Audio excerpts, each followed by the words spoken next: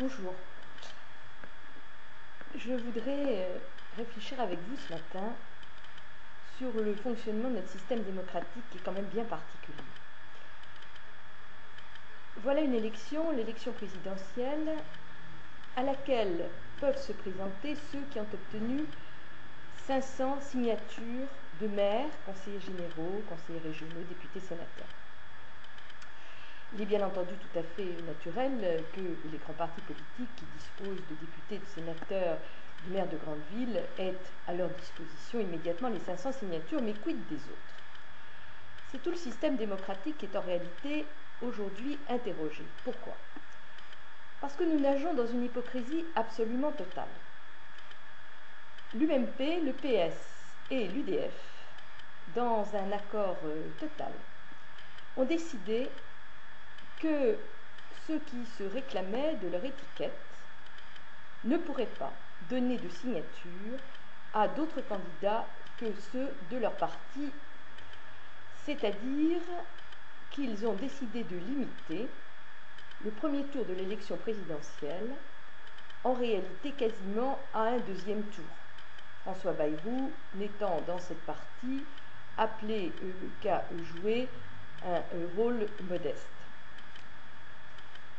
Dans ce système, tous les autres, c'est-à-dire tous ceux qui représentent grosso modo 70% de la population française, seraient appelés à ne pas pouvoir voter pour un candidat de leur choix au premier tour, c'est-à-dire qu'en réalité, il n'y aurait que deux deuxièmes tours. Est-ce bien régulier, est-ce bien légitime, est-ce bien démocratique? Est-ce bien régulier tout d'abord? On peut en douter.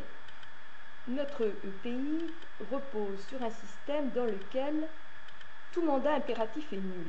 Ça signifie que, logiquement, un élu ne peut pas se voir confier un ordre par quiconque, que ce soit par ceux qui l'ont élu ou par le mouvement politique auquel il appartient.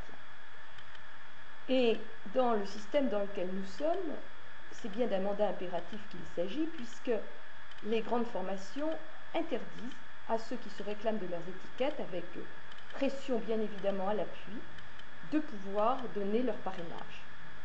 Entendons-nous bien, il ne s'agit pas de soutenir un candidat autre que le candidat de leur parti, il s'agit tout simplement de permettre à la démocratie de s'exprimer et à des mouvements qui sont encore minoritaires, comme le nôtre, de pouvoir, lors des grandes échéances, faire entendre une voix que le système démocratique habituel ne permet pas précisément d'entendre.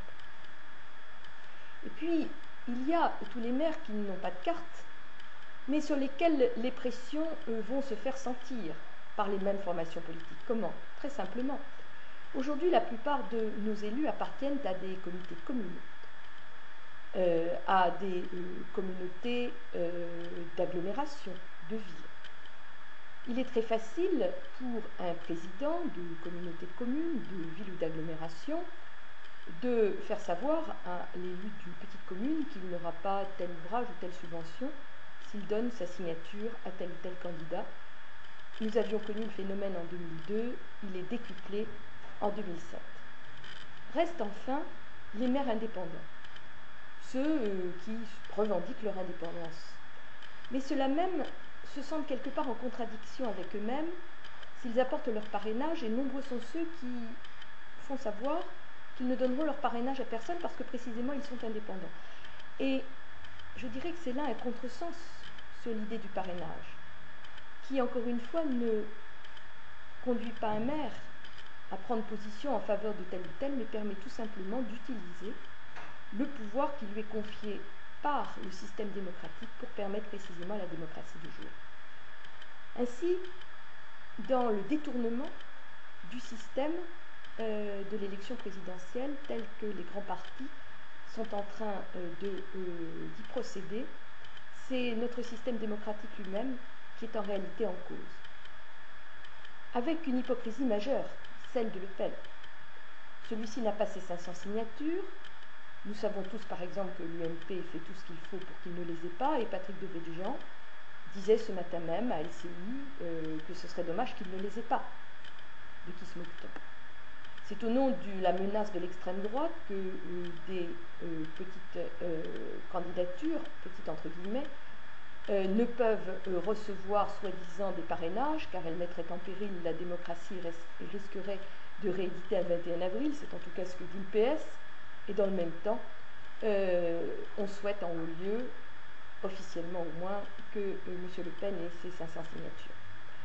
Voilà, tout ceci pour vous dire, mes amis, qu'il est impératif de se mobiliser. Nous sommes aujourd'hui à plus de 350 signatures. Il y a encore un effort à faire pour que je puisse être candidate. Je compte donc sur vous tous qui connaissez des élus pour prendre votre bâton de pèlerin et aller les convaincre que donner leur parrainage, ce n'est pas me soutenir, c'est simplement permettre à la démocratie de s'exprimer.